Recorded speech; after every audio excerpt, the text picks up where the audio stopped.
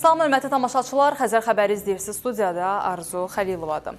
İran İslam Respublikasının prezidenti Məsud Pezeşkiyan prezident İlham Əliyevə zəng edib, İran prezidenti dövlət başçısının qarşıdan gələn ad günü münasibəti ilə təbrik edib, ona prezidentlik fəaliyyətində yeni uğurlar və can sağlığı arzulayıb. Prezident İlham Əliyev göstərilən diqqətə və təbrikə görə minnətdarlığını bildirib. Məsud Pezeşkiyan ölkəmizə səfərlərini və prezident İlham Əliyevlə apardığı müzakirələri məmnunluqla xatırlayıb. Telefon söhbəti zamanı 2026-cı ildə təmaslar və Azərbaycan-İran dostluq əlaqələrinin gələcək inkişafına dair fikir mübadiləsi aparılıb.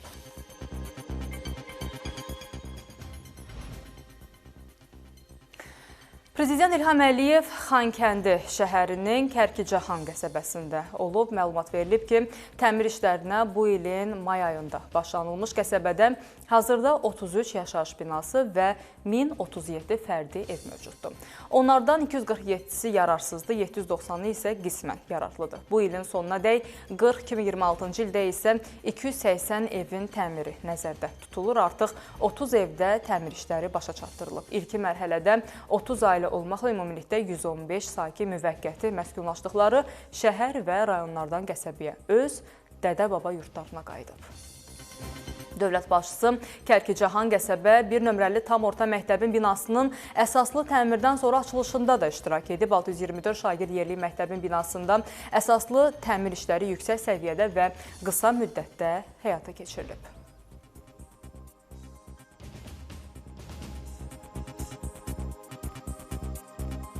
Sonra prezident Xankəndidə Qarabağ Universitetinin Mühəndislik Fakültəsinin binasının təməlini qoyub. Yeni binanın müasir standartlara uyğun inşa edilərək qısa müddətdə istifadəyə verilməsi planlaşdırılır.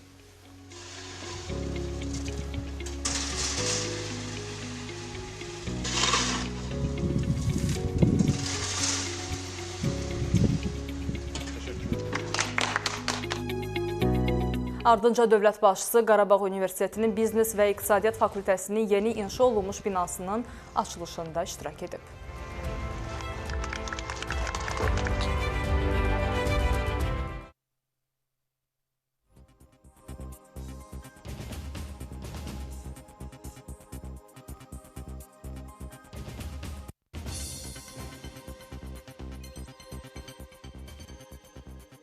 Daha sonra prezident Xankəndidə Azərenerji Açıq Səhmdar Cəmiyyətinin 110-35-10 kilovoltluq Xankəndi 1 elektrik yarımstansiyasının açılışında iştirak edib. Bu, işğaldan azad edilmiş ərazilərdə 110 kilovoltluq gərginlik sinfi üzrə tikilmiş ilk qapalı tipli yarımstansiyadır. Burada bütün avadanlıq və qurğular, o cümlədən transformatorlar binanın daxilində yerləşdirilib. Yarımstansiyadan Xankəndi şəhəri, Ağdərə, Xocalı və Xocavənd rayonları etibarlı və dayanıqlı elektrik enerjisi alacaq.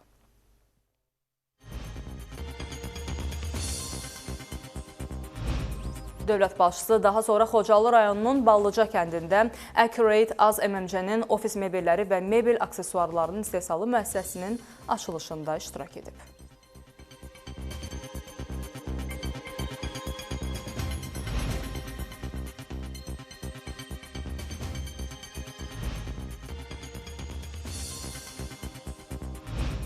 Ağdam Sənaye Parkında Saloğlu Qarabağ MMC-nin istehsal müəssisəsinin təməlini qoyub.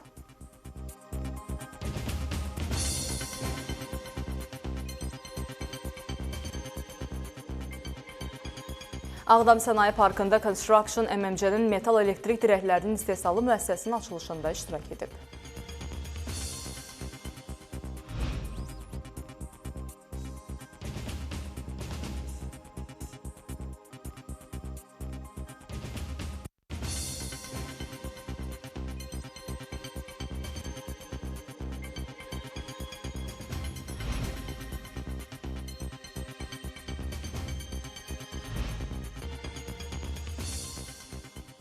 Prezident İlham Əliyev Ağdam şəhərində Hilton Garden in Ağdam otelinin açılışında iştirak edib. Dövlət başçısına burada yaradılmış şərait barədə məlumat verilib. Bildirilib ki, burada 120 nəfər daimi işlə təmin olunub.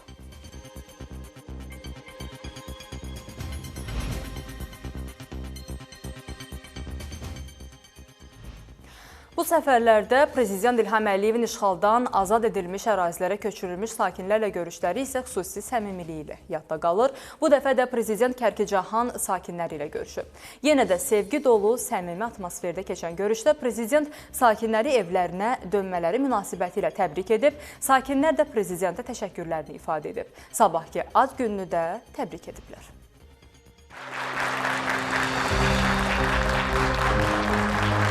Səmimi, sevgi dolu alqışlarla qarşılandı. Sakinlərlə bir-bir görüşdü.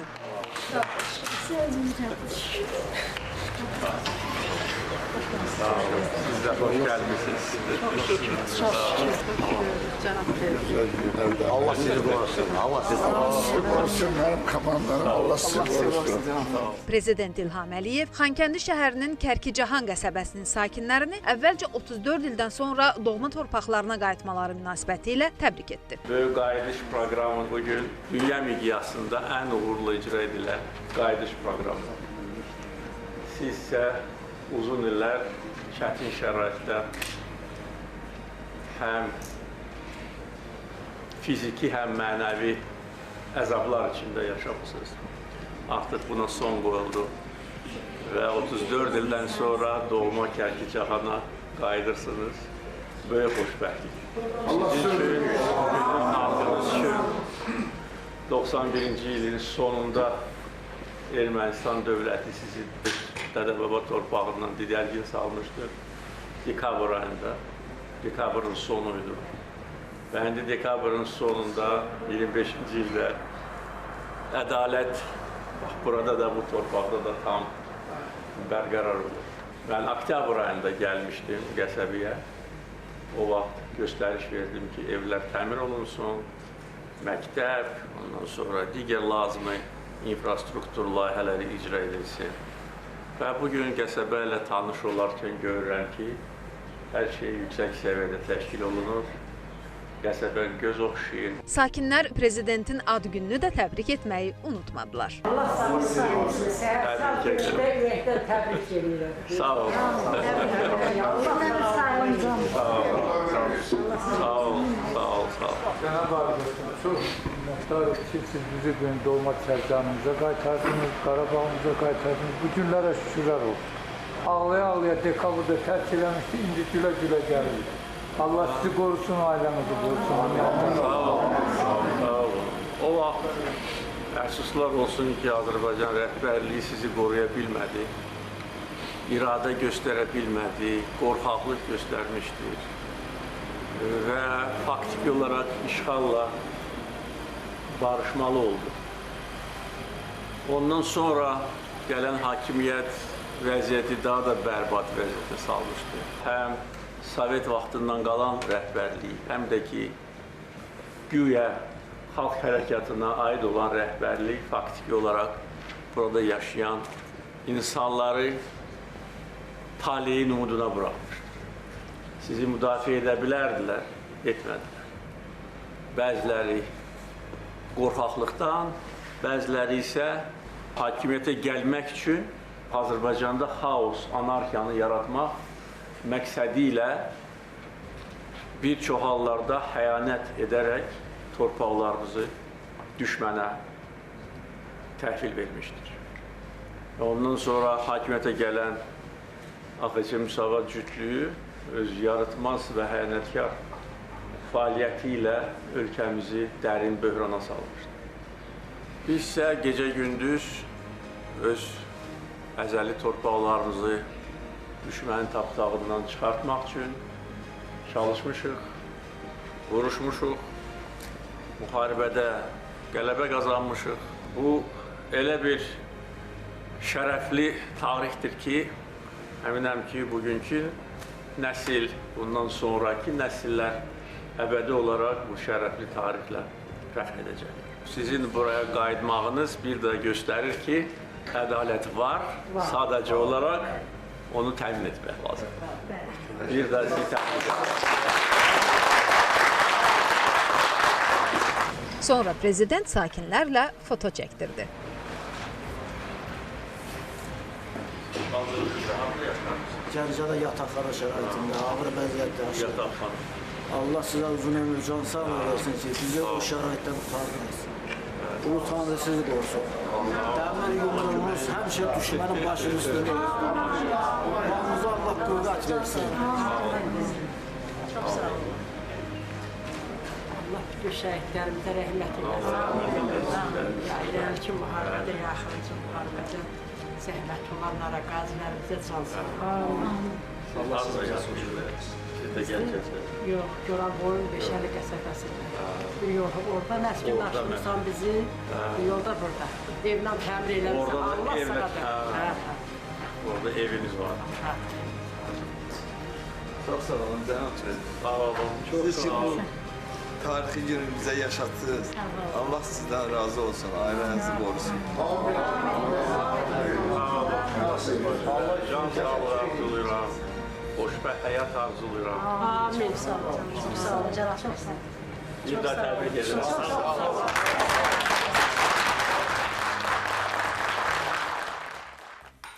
Davam edirik, hörmətli tamaşaçılar. Müəllimlərin işə qəbul müsabiqəsində iştirakın hansı hallarda ödənişli olacağı müəyyənləşir. Bu, Milli Məclisin bugün keçirilən iclasında müzakirəyə çıxarılan ümumi təhsil haqqında qanuna təklif edilən dəyişiklikdə əksini tapıb. Layihə əsasən Dövlət Ümumi Təhsil Müəssisəsinə müəllimlərin işə qəbulu və yer dəyişməsi müvafiq icra hakimiyyəti orqanının müəyyən etdiyi qaydada müsabiqə yolu ilə həyata keçirilir. Müəllimlərin işə qəbulu ilə bağlı müsabiqədə iştirak ödənişli olacaq. Ancaq istisnalar var. Demək, ilk dəfə müsabiqədə iştirak edənlər əlilliyi olan şəxslər ünvanlı dövlət sosial yardımı alan ailənin üzvləri, şəhid ailəsinin üzvləri və ölkənin ərazi bütövlüyü uğrunda döyüş əməliyyatlarında iştirak etdiyinə görə müharibə veteranı adı almış şəxslər üçün müsabiqədə iştirak ödənişsizdir. Müəllimlərin işə qəbulu ilə bağlı müsabiqədə iştirak etmək üçün ödənişin məbləğini müvafiq orqan müəyyən edəcək.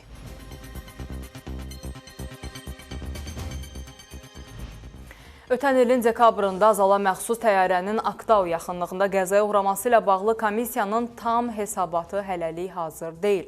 Lakin ilkin hesabatla təsdiq olunub ki, təyyarə Qrozno hava limanına yaxınlaşan zaman ona kənardan müdaxilə olunub. Bunu Azərbaycan Hava Yolları Qapalı Səhmdar Cəmiyyətinin vitse-prezidenti İlham Əmirov deyib. O bildirib ki, təyyarənin həyati sistemlərindən üçü eyni anda sıradan çıxıb. Bu isə normal şəraitdə mümkünsüzdür və təyyarəyə kənar qüvvənin təsir etməsinin əyani sübutudur. Ötən il dekabrın 25-də Aktau yaxınlığında qəzaya uğrayan təyyarəyə qarşı Rusiya səmasında qeyri-qanuni fiziki müdaxilə baş verib. Bunu jurnalistlərə açıqlamasında Azərbaycan Hava Yolları Qapalı Səhmdar Cəmiyyətinin vitse-prezidenti İlham Əmirov deyib. O bildirib ki, Qazaxstanda dövlət komissiyası yaradılıb. Komissiya öz işini davam etdirir. Tam hesabat hazırlanıb, başa çatmayıb. Lakin ilkin hesabatla təsdiq olunub ki, təyyarə Qrozno hava limanına yaxınlaşan zaman ona kənardan müdaxilə olunub. Nəticədə də uçuş zamanı təyyarənin naviqasiya sistemlərində ciddi nasazlıqlar yaranıb. Bunun da səbəbi həmin gün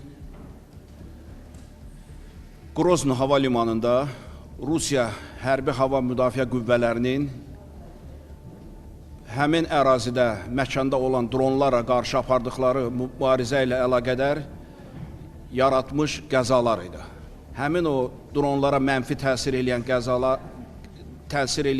qəza siqnalları, belə deyək, onlar təyyarənin də avadanlığına təsir göstərmişdi.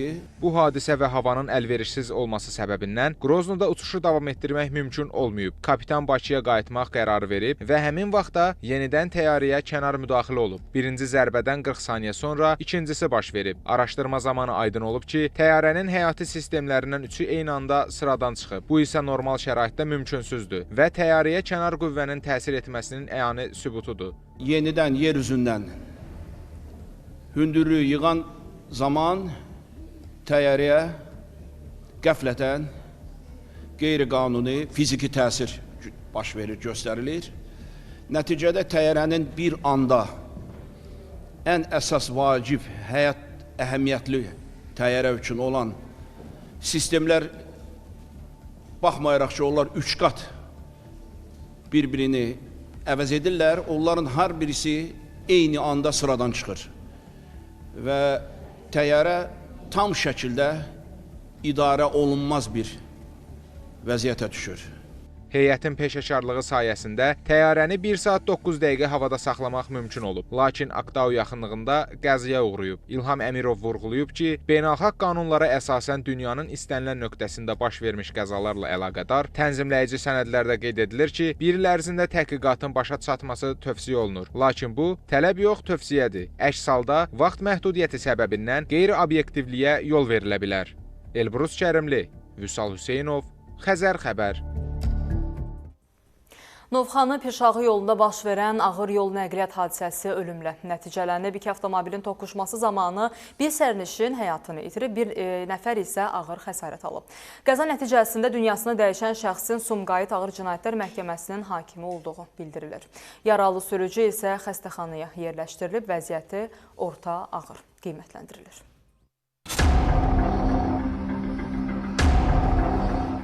İki avtomobil toqquşub. Məhkəmə hakimi olan sərnişin dünyasını dəyişib. Hadisə Novxanı Pirşağı yolunda baş verib. Abşeron sakini 58 yaşlı Yadigar Babayevin idarə etdiyi avtomobil 42 yaşlı Nurlan Abdulrəhimovun minik maşını ilə toqquşub. Nəticədə 37 yaşlı sərnişin Aynur Rızayeva dünyasını dəyişib. Həmin vaxt maşını onun sürücüsü idarə edib. Hər ikisi xəstəxanaya aparılsa da qadın yolda dünyasını dəyişib.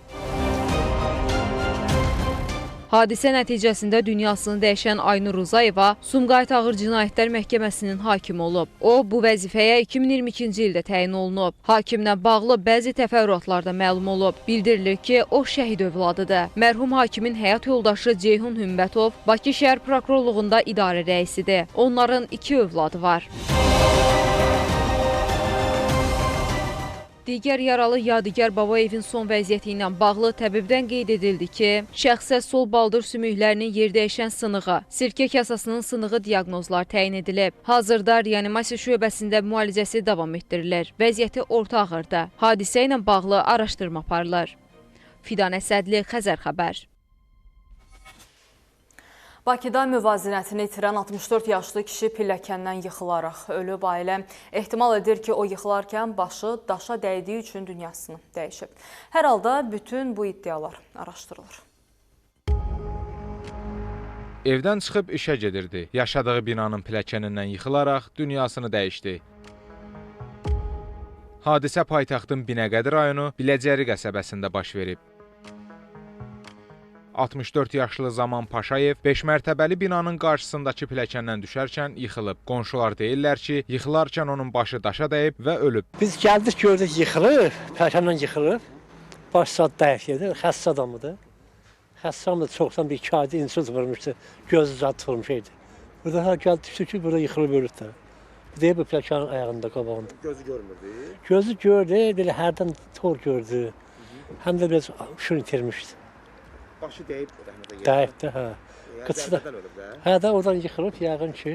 Amma bilən yoxdur dəqiq niyə, amma oradan yıxıldığına görə başı yerdə, qıçı qırılmışdı. Çox yaxşı adam idi, heç kimən işi yox idi o.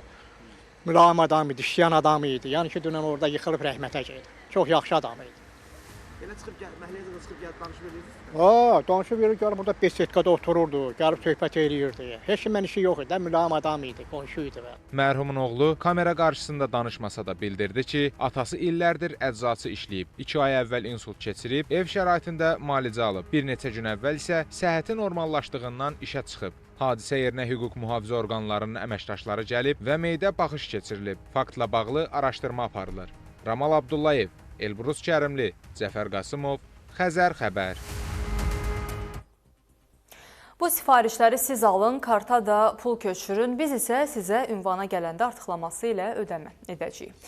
Dələduzların hədəfində bu dəfə də taksi sürücüləri var. İnandırıcı olmaq üçün hətta şəxsiyyət vəsiqəsini də göstərən müştərinin vədlərinə inanan sürücü aldanıb. Məlum olub ki, şəxsiyyət vəsiqəsi də başqasına məxsus imiş. Tort aldırır, nömrənin balansını artırır, ərzaq seçdirir. Siz deməli mənim tort vitrinin şəklini çəkin atın mənə. Xanım tort seçəcək. Bir də tort vitrinin şəklini çəkin atın. Belə bir dələduzluq faktı ilə Lənkəranda bot sürücüsü kimi fəaliyyət göstərən Mingəçevir sakini Tural Həsənli üzləşib. O bildirib ki, taksi sifariş verən şəxs onunla əlaqə saxlayıb və özünü otel meneceri kimi təqdim edib. Ardınca da müştəriləri üçün bəzi məhsulların alınmasını istəyib. Bu adam hər dəfə bax belə postdan taksi vurur, WhatsApp nömrəsi istəyir. WhatsApp nömrəsində ya WhatsAppda yazır ki, bu şeyləri mənə al gətir. Bir də ki, xanım müştərimizin hesabına pul vurmaq lazımdır, kontur kimidir, amma kart hesabına vurdurur. Şeyə yaxınlaşın deyir, mağazaya. Gələndə burada 30 manatlıq zəhmət haqqı verərik. 45 manat bunun kart hesabına pul atmışam. Sonra da mənim nömrələrimi blok eləyib. Bir də zəhmət olmasa çox xahiş edirəm. Marketə daxil olarkən mənim əlaqə saxlayıb, bir dənə xanımın kontrolünü sizə izah edim. Olar zəhmət olmasa. Sürücü deyir ki, hətta kart hesabına pul yüklətdirənə belə rast gəlinir. Əslində oyun çox sadədir. Burada bütün məsələ deyilən karta göndərilən puldur. Tələb olunan ərzaq isə sifarişin doğruluğunu isbat etmək üçündür. İnandırıcı olsun deyə hətta sürücüyə şəxsiyyət vəsiqəsinin şəklini də göndəriblər. Bir mənə aldatmayıb, belə çox adamlar alladır. Bu şəxsiyyət vəsiqəsinin yiyəsi də polisə müraciət eləyib ki, vəsiqəm itib, neçə aylardır deyir, neçə ay deyildi, nədir bilmirəm, müraciət eləyib ki, mənim şəxsiyyət vəsiqəmdən belə istifadə eləyirlər. Belə eləyir, bütün adamları alladır da, bu da xaricdədir.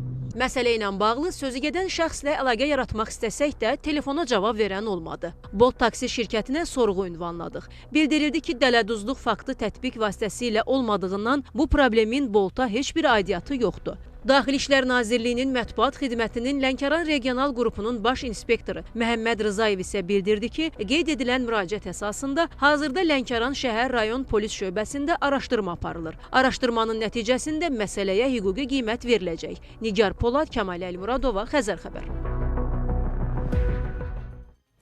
Paytaxtın Xətai rayonunda yaşayan bir qrup sakin Xəzər xəbərə müraciət edib. Onlar binalarının qarşısının hasara alındığını bildiriblər. İddialara görə hasara alınan ərazidə tikinti aparılacaq. Onlar həmin ərazinin sürüşmə zonası olduğunu iddia edirlər. Daha ətraflı sujetdə.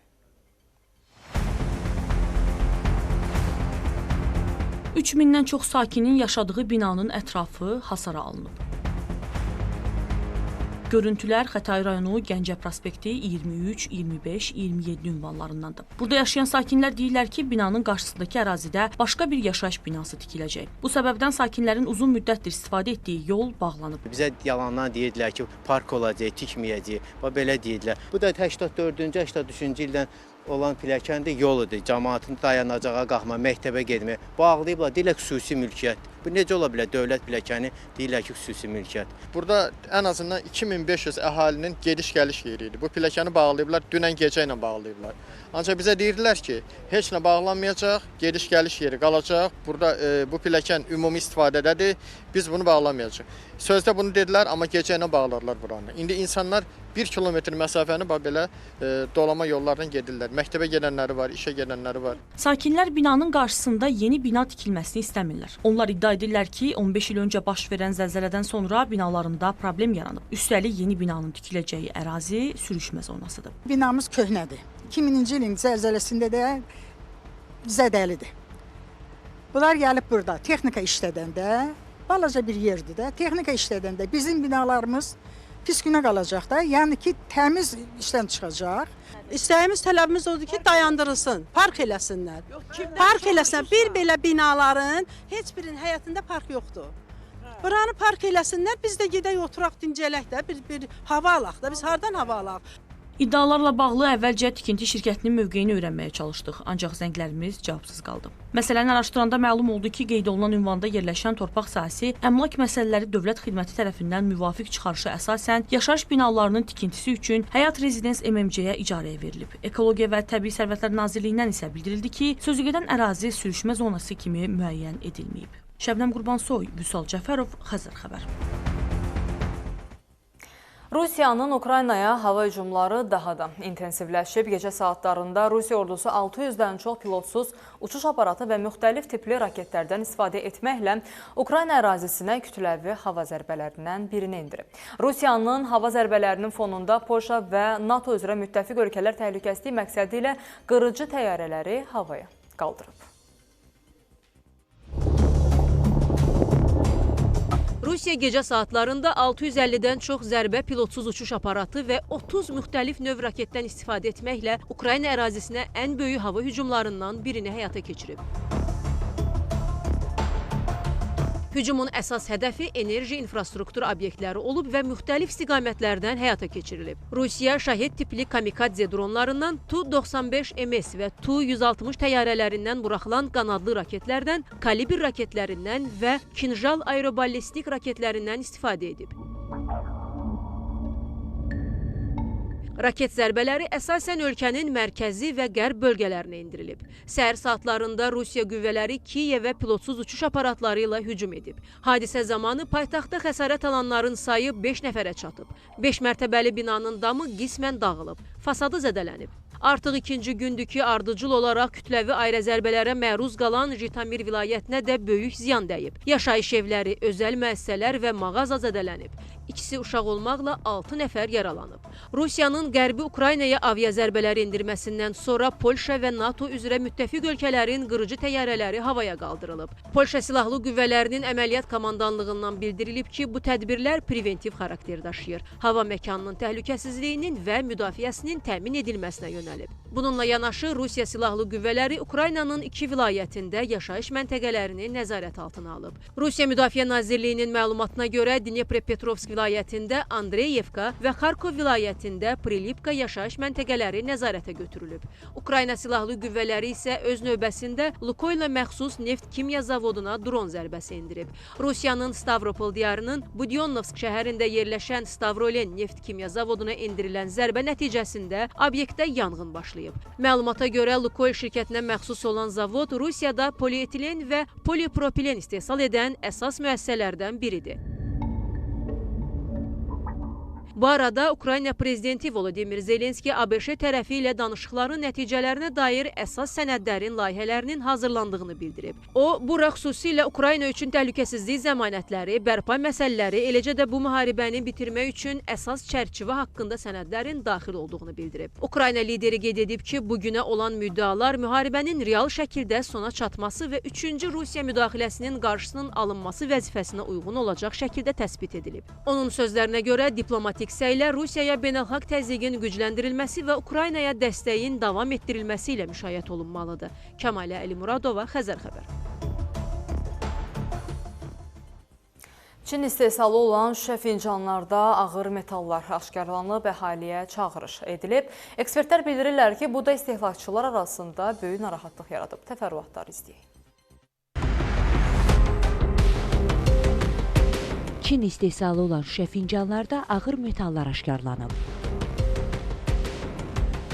Bununla bağlı Qida Təhlükəsizliyi Agentliyi və Səhiyyə Nazirliyi birgə məlumat yayıb. Sözü gedən fincanlar Səhiyyə Nazirliyinin Respublika Sanitariya Karantin Mərkəzinə təqdim edilməyib və bu səbəbdən müvafiq laborator müayinələrdən keçirilməyib. Dövlət qurumları həmin məhsulları əldə etmiş vətəndaşlardan şüşə fincanları laborator müayinələrdən keçirtməyi tövsiyə ediblər. Bu insan orqanizmində bunda çay içir, isti çay içir. Yəqin ki, nəsə onun ziyanı ola bilər. Olmasa bu qədər geniş ictimaiyyətləşdirməzlər. Əlbəttə ki, dədə-babadan necə şüşə fincanlardan istifadə eləmişik, onlardan da istifadə eləmək lazımdır. Belə bəzəkli əşyalara girişmək lazım deyil. Yeri istehsal olunan düzdür, biraz tez qırılandır, qoy qırılsın, şüşələr qırılsın, insanlara zərər dəyməsin. İstifadə etmək qorxuludur da, təhlükəlidir. Təbii ki, qorxuludur. Evdə uşaq var, böyük var, yaşlı var. İstəmərik, Allah. Azad İstehlakçılar Birliyinin sədri Eyyub Hüseynov deyir ki, bu məlumat istehlakçılar arasında böyük narahatlıq yaradıb. Əlbəttə, tərkibində ağır metallar olan hər hansı bir vasitə insanlara tədricən keçid edə bilər o ağır metallar və ağır metallar hamısı zəhərləyici tərkibə malikdirlər və insanların orqanizmində ağır metallar arta bilər və ciddi xəstəlikləri gətirib çıxara bilər. Azad İstehlakçılar Birliyinin sədri bildirdi ki, Nazirlər Kabinetinin əvvəllər qəbul edilmiş 343 saylı qərarı ölkədə biznes qurumları üçün rahat şərait yaratmaq, bürokratiyanı aradan qaldırmaq məqsədi ilə ləğv edilib. Bu qərar təhlükəsizliyi təmin olunan mallara aid bir siyahı idi. 100-dən artıq mal var idi o siyahıda. Lakin o qərar 10 ildən artıqdır ləğv olunubdur. Ona görə də bəzi mallar ölkənin gömrük sərhəddindən Azərbaycana keçəndə yoxlanılmır. Biznes qurumları üçün çox rahat bir şərait yaradılıbdır. Lakin biznes qurumları da görünür bu rahat şəraitdən sui-istifadə edirlər və bu kimi mallar və digər təhlükəsizliyi təmin olunmayan mallar gətirilir. Ekspert bildirdi ki, bütün hallarda bu kimi məhsulları alan vətəndaşlar diqqətli olmalıdırlar. Paytaxtın Nizami rayonunda silsilə uğurluq hadisəsi baş verib. Naməlum şəxs müxtəlif vaxtlarda rayon ərazisində yerləşən şəhidlərin xatirəsinə tikilmiş bulaqdan su kranlarını uğurlayıb. Hadisə anı kameraya da düşüb. Şəhid bulağından su kranını sökərək götürür. Bununla da kifayətlənmir. Bir müddət sonra avtomobillərin dövlət qeydiyyat nişanlarını uğurluyur. Görüntülər təhlükəsizlik kameraları vasitəsilə anbaan qeydə alınıb. Silsilə oğurluq hadisəsi paytaxtın Nizami rayonunda baş verib. Naməlum şəxs müxtəlif vaxtlarda rayon ərazisində yerləşən şəhidlərin xatirəsinə tikilmiş bulaqdan 2 ədəd su kranını, eyni zamanda 3 avtomobilin dövlət qeydiyyat nişanlarını uğurluyub. Nizami rayon polis idarəsi 24-cü polis şöbəsi əməkdaşlarının daxil olmuş müraciətlər əsasında keçirdikləri tədbirlərlə əməli törətməkdə şübhəli bilinən 34 yaşlı Kamran Qasımov müəyyən olunaraq saxlanılıb. Şəhid bulağından oğramışam, krantları, maşın nömrələrini götürmüşəm, sökmüşəm götürüb, apar metaloma vermişəm, dəmir alan yerə. Müxtəlif vaxtlarda baş verən sözügedən oğurluq faktları ilə bağlı araşdırmalar davam etdirilir. Kənan Qafar, Kəmal Əlmuradova, Xəzər xəbər.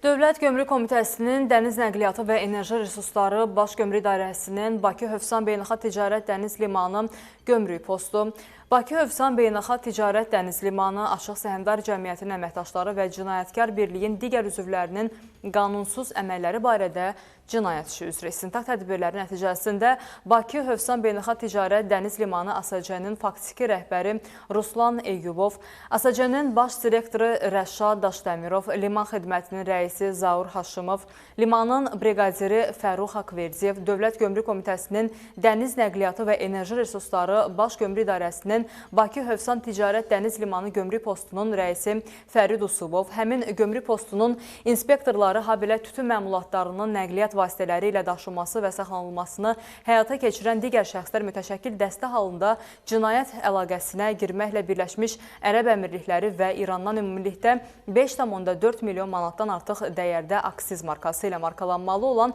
tütün məmulatlarını belə marka olmadan gəmi ilə qeyd edilən limandan qaçaqmalçılıq yolu ilə ölkə ərazisinə keçirmələrdən əsaslı şübhələr müəyyən edilib. Onların bəziləri barəsində həbs, Firuz Əliyev barəsində həbslə bağlı olmayan qətimkan tədbiri seçilib. Digər şəxslər istintaqdan yayınmaq məqsədi ilə ölkə ərazisini tərk etdiklərinə görə barələrində qiyabi həbs qətimkan tədbiri seçilməklə beynəlxalq axtarış elan olunub. Bundan başqa, Baş Prokuror yanında Korrupsiya Qarşı Mübarizə Baş İdarəsində ibtidai istintaqı davam etdirilən digər cinayət işi üzrə qaçaqmalçılıq və digər cinayətlərin törədilməsində iştirak etmiş RR Kaspi, Səmayə Co, Səmayə Logistik və başqa məhdud məsuliyyətli cəmiyyətlərin, eləcə də Dövlət Sərhəd Xidmətinin vəzifəli şəxslərinin qanunsuz əməlləri ifşa edilib. İbtidai istintaqla RR Kaspi MMC-nin təsisçisi və faktiki rəhbəri Ramin Axundov, həmin MMC-nin gəmi kapitanı Elşən Əhmədov, gəmi mexaniki, gəmi matrosu və digərlərinin qabaqçadan əlbir olan bir qrup şəxs halında cinayət əlaqəsinə girməklə ümumilikdə 1 milyon manatdan artıq dəyərdə aksiz markası ilə markalanmalı olan tütün məmulatlarını belə marka olmadan gəmi ilə Bakı şəhəri Qaradağ rayonu Ələt qəsəbəsində Xəzər dənizinin sahilində qanunsuz olaraq inşa olunmuş qeydiyyatçız yanalma körpüsündən keçirməklə qaçaqmalçılıq yolu ilə ölkə ərazisinə gətirilməsinə əsaslı şübhələr müəyyən edilib. İş üzrə onların bəziləri barəsində həbs qərarı verilib.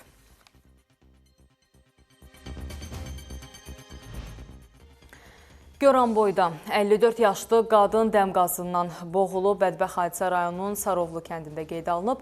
Kənd sakini Aidə Eyvazova yaşadığı evin qonaq otağında dəm qazından zəhərlənib. Qadının cansız bədənini yaxınları aşkarlayıblar. Qadının meyidi müayinə olunmaq üçün aidiyyəti üzrə təhvil verilib. Faktla bağlı araşdırma aparılır.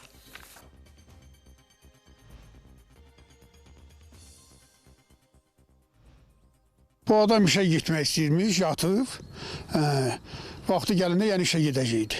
O da yuxu tutub, qazda boğub öldürüb. Yox, oğlunla da olur, şəhərdə dolurlar, burada dolurlar, Gəncədə. Bu da indi gəlib da evi deşiydi. Yatıb qazın qavanda elə o da qaz görünür artıb, zəhərliyib öldürüb. Cəlilabadda avtomobil 78 yaşlı qadını vuraraq öldürüb. Hadisə rayonun Uzuntəpə kəndi ərazisində baş verib. Yolu keçmək istəyən kənd sakini 78 yaşlı Südavər Quliyevanı avtomobil vurub. Sürücü ağır xəsarət alan piyadanı xəstəxanaya çatdırıb. Lakin həkimlərin səylərinə baxmayaraq onun həyatını xilas etmək mümkün olmayıb. Faktla bağlı araşdırma aparılır.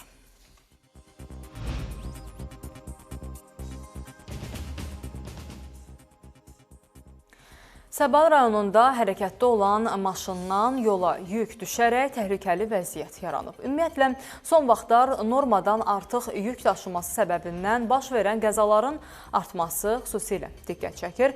Xəbərdarlıqlara baxmayaraq bəzi sürücülərin qayda pozuntularına yol verməsi digər hərəkət iştirakçıları üçün təhlükə yaradır.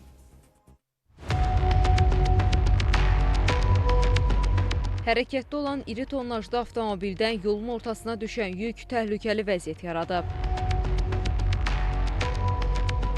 Hadisə paytaxtın Səbail rayonu Niyazi küçəsində baş verib. Son zamanlar bu kimi hallar tez-tez qeydə alınır. Müşahidələr göstərir ki, dəfələrlə xəbərdarlıq edilməsinə baxmayaraq, bəzi sürücülər nəticə çıxarmırlar. Bununla da qəza şəraiti yaranır və yol infrastrukturuna zərər dəyir. Nəqliyyatı İntellektual İdarəetmə Mərkəzi sürücülərə müraciət edib. Yollarda yük avtomobillərinin sürücüləri yüklərin daşınması qaydalarına əməl etməlidirlər. Əməl etmədikdə isə həm qəzalar baş verir, həm də yol hərəkəti iştirakçıları üçün təhlükəli bir vəziyyət yaranır. Yükün düşməməsi, hərəkətə mane olmaması üçün sürücü hərəkətə başlamazdan əvvəl və hərəkət vaxtı yükün yerləşdirilməsinə, bağlanmasına və vəziyyətinə nəzarət etməlidir. Yük daşınarkən adamlar təhlükəyə məruz qoyulmamalı, şəxsi və digər əmlaka zərər vurulmamalıdır. Bununla yanaşı nəqliyyat vasitəsindən yolun hərəkət hissəsinə düşən yük maneə yaratdıqda və ya onu dərhal aradan götürmək mümkün olmadıqda sürücü qəza dayanma nişanı və ya yanıb sönən qırmızı işıqlı prototip fənər qoymalıdır. Nəqliyyat məsələləri üzrə ekspert Ərşad Hüseynov deyir ki, yüklər nəqliyyat vasitəsindən kənara yol verilən həddən artıq çıxmamalıdır. Belə ki, maksimum 1 metr arxaya, 40 sm sağa sola çıxa bilər. Yük vurulandan sonra nəqliyyat vasitəsinin ümumi hündürlüyü 4 metr aşmamalıdır. Nəqliyyat vasitəsinin nəzərdə tutulmuş yük həddi aşılmamalıdır. Qabarit ölçüləri pozulmamalıdır. Yük yola dağılmamalıdır. Yük səpələnməməlidir. Yük yolu çirkləndirməməlidir. Nəqliyyat vasitəsindən yükün düşməsi halı baş verməməlidir. Yük düzgün qablaşdırılmalıdır ki, həm yük özü dağılmasın, həm də nəqliyyat vasitəsinin dayanıqlığını pozmasın, yola tökülməsin.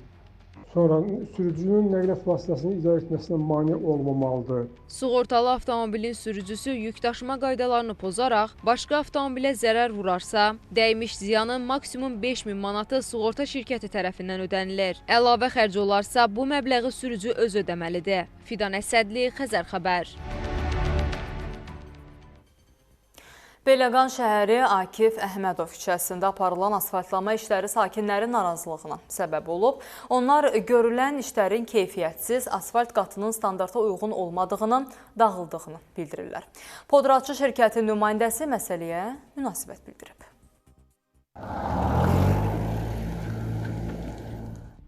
Küçəyə vurulan asfalt müzakirələrə səbəb olub.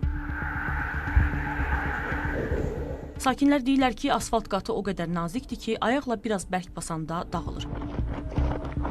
Asfaltın oyulub gedir. Çox keyfiyyətli çəkiblər. O tərəflərdə oyulub gedir. Akif Əkbərov küçəsi Beyləqan şəhərinin mərkəzi küçələrindən biridir. Sakinlər deyirlər ki, küçə uzun illər əsaslı təmir edilməyib. Son bir həftə ərzində vurulan asfalt isə standartlara uyğun olmayıb. Gecə ilə asfalt çəkilib çox nəzikdir. Göz qabağındadır, bax, asfalt dağılır. Yaman gündədir. Səkinin qabağı da düzəlməli idi, onu da düzəltməyiblər, heç bir işə baxılmayıbdır. Yəni çox nəzik çəkilib, keyfiyyətsizdir. Sabah yağış yağanda yaman günə qalacaq. Neçə gün çəkilib? Bugün 5-ci gün olmalıdır, 5-ci günü çəkilib. Uzunluğu 500-600 metr yerdir, çox keyfiyyətsiz, bərbad haldadır. Orada ayağımla beləsini o ölüb gedir, çox keyfiyyətsiz. Bugün səhər 5 gündür, 5 günə baxmayaraq həm də ki tam eni təmizlə, yarımçıq qoyublar. Özünüzə baxa bilərsiniz. Çəkilən yol buradadır. Hal-hazırda buradadır. Bu yol deyil. Ayağınızla oxulaya bilərsiniz, qardaşım. Bəli, bax deyir, göstərirlər. Gördün? Yəni bu yol deyil. Məsələ ilə bağlı podratçı şirkətdən Xəzər xəbərə bildirildi ki, avtomobillərin intensiv hərəkət etdiyi bu küçədə təmir işləri gecə saatlarında aparılıb. Bu yolu siz çəkmisiniz. Bəli. Biz bu küçənin sakinləri yolun asfalt qatının çəkilməsində zəiflik olduğunu deyirlər. Ümumiyyətcə nədən yaranır? Yox, burada soyuq havaya düşüb, heç problem yoxdur. Bir də bu rayonda biz harda şəhid qapısı var, harda şəhid abidəsi var, öz hesabımıza bunu eləyirik. Yəni bunun əsas da bu yolun çəkilişinə zadı dəlalət eləmir. Biz ona görə də buranı, yəni o gün gecə bu cəmaata hasıl istir gəlsin burada onun yanında deyim görsün səhvli düzdür. Yəni bunu biz qaydasına qoyacaq inşallah. Sabah uzaqbaşı günortaya. O da qeyd edildi ki, küçədə aparılan əsaslı təmir işlərinin təxminən 90%-i başa çatıb. Hələ yekunlaşmayıb. Daşqın Abdullayev, Rafael Malbəy, Şəbnəm Qurbansoy, Xəzər xəbər. Məhkumluq həyatı yaşayan şəxs ona verilməli olan bir dəfəlik 1600 manat müavinəti ala bilmədiyini iddia edir. Xəzər xəbərə müraciət edən vətəndaş bildirir ki, 2 ay əvvəl azadlığa çıxıb və müavinəti almaq üçün müraciət edib. Lakin imtina cavabı alıb. Aidiyyəti qurum isə məsələ ilə bağlı fərqli açıqlama verib. İzləyək. Məhkumluq həyatı yaşayan şəxs ona təyin edilən bir dəfəlik müavinəti ala bilmədiyini iddia edir.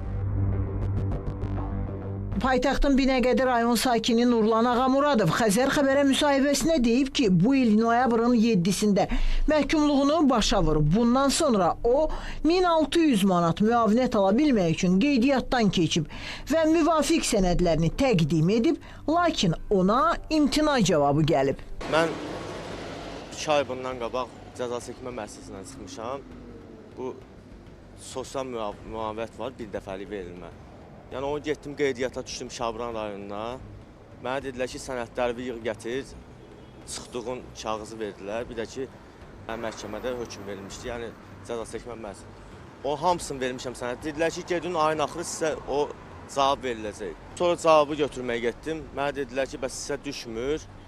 Mən də təəccüblü qaldım ki, yəni bu hər məhkuma düşür də bu. Cəzamı çəkib çıxmışam. 2 il 1 ay cəza çəkmə müəssisəsində olmuşam. Dedilər sizə verilmir. Nurlan Ağamuradov deyir ki, adına rəsmi olaraq heç bir mülkiyyət yoxdur, hazırda isə işsizdir və gəlir yeri yoxdur. Mənim adımda rəsmi qaydada nə ev var, nə maşın var, heç bir şey yoxdur adımda. Yəni mənə deyirlər ki, sizə düşmür. Siz həmin o göndərilən məktuba baxmısınız, onunla tanış olmusunuz, yoxsa göstərmir? Heç nə məktub zad yoxdur heç nə. Vallahi. Sadəcə dedilər ki, sizə düşmür sosial. Sizə düşmür, sizə düşmür. İkinci dəfə tutulmusunuz deyə sizə sosial müavinət düşmür. Məsələ ilə bağlı Dövlət Sosial Müdafiə Fondundan Xəzər xəbərə bildirildi ki, adı çəkilən şəxsə sözü gedən müavinət ilk dəfə cəza çəkmədən azad edildikdən sonra 2022-ci ilin fevralında təyin edilərək ödənilib. Qanunvericiliyə əsasən sosial adaptasiya tədbirləri qarşılıqlı hüquq və vəzifələrə əsaslanır. Göstərilənləri, eləcə də müvafiq bir dəfəlik pul müavinətinin təyin olunmasından sonra yenidən cinayət əməli törətməkdə təqsirli bilinərək azadlıqdan məhrum etmə cəzasına məhkum olunması nəzərə alınaraq ona cəza çəkmədən azad edilmiş tibbi və sosial yardıma ehtiyacı olan şəxs kimi bir dəfəlik pul müavinətinin təkrar təyin olunması mümkün hesab olunmur. Nərmin Məmmədhəsənli, Sevinç Vaqif qızı, Davud İbrahimov, Xəzər xəbər. Azal və Azərpoçt C28243 reysinin qəhrəman ekipajına həsr olunmuş xatirə poçt markasını təqdim edib. Azərbaycan Hava Yolları və Azərpoçt Bakı-Qrozny marşrutu üzrə C28243 reysinin icrası zamanı baş vermiş faciəyə həsr olunmuş xatirə poçt markasını təqdim edib. Təqdimat mərasimi Azərbaycan Tarixi Muzeyində keçirilib. Tədbir çərçivəsində poçt markasının nümunəsi muzeydə xüsusi ekspozisiya kimi nümayiş etdirilib. Markanın dizaynında yer alan sonsuzluq simvolu faciə qurbanlarının və ekipaj üzvlərinin göstərdiyi qəhrəmanlığın xalqın yaddaşında daim yaşadılmasını ifadə edir. Poçt markası 25 dekabr 2024-cü ildə Qazaxıstanın Aktav şəhəri yaxınlığında baş vermiş təyyarə qəzasının il dönümünə həsr olunub. Layihə ekstremal şəraitdə peşəkar, koordinasiyalı və fədakar fəaliyyəti nəticəsində 29 nəfərin həyatını xilas edən ekipaj üzvlərinin cəsarətini ön plana çıxarır. Təqdimat mərasimində Azərbaycan Respublikasının milli qəhrəmanları olan ekipaj üzvlərinin ailələri də iştirak edib. Onlara xatirə poçt markaları təqdim olunaraq göstərilən ictimai ehtiram ifadə edilib. Layihə eyni zamanda xeyriyyə məqsədi daşıyır. Xatirə poçt markalarının satışından əldə edilən bütün vəsait Yaşad fonduna ianə olunacaq. Azərlotereyanın 4+4 lotereyasında jackpot 1 milyon 200 min manatı keçib. Görəsən şanslı qalib kim olacaq? Ölkənin yeganə qanuni lotereya təşkilatçısı Azərlotereya arzuları bir bilet qədər yaxın edir. Azərlotereyanın çox sevilən tirajlı lotereya oyunu 4+4-də jackpot nə az nə çox düz 1 milyon 200 min manatı keçib. 4+4 oyununda 20 rəqəm arasından sevdiyiniz 8 rəqəmi seçərək həyatınızı dəyişəcək jackpotu qazanmaq şansına nail ola bilərsiniz. Həftənin 2 və 5-ci günü saat 19:45-də keçirilən 4+4 tirajlı lotereyası Xəzər TV, eləcə də Azərlotereyanın YouTube və Telegram kanallarında canlı yayımlanır. Milyonçu olmaq şansını qazanmaq istəyənlər biletləri Azərlotereya satış nöqtələri, Azərpoçt şöbələri, Misli məntəqələri, Azərlotereya.com və Misli az saytlarından əldə edə bilərlər. Oyunçuları sevindirəcək daha bir yenilik var. Belə ki, Azərlotereya Instagram sosial şəbəkəsi üzrə arzuların bir bilet qədər yaxın müsabiqəsinə start verib. Sonda təsadüfi üsulla seçilmiş bir qalibin arzusu gerçəkləşdiriləcək. Müsabiqə 27-12-2025-ci il saat 23:59-a dək davam edəcək. Ətraflı bir bilet qədər yaxın az saytından məlumat almaq mümkündür. Belə hörmətli tamaşaçılar, bugünkü xəbərlərimizdən bu qədər. Sabah eyni saatda yenidən görüşmək ümidi ilə gecəniz xeyrə qalsın.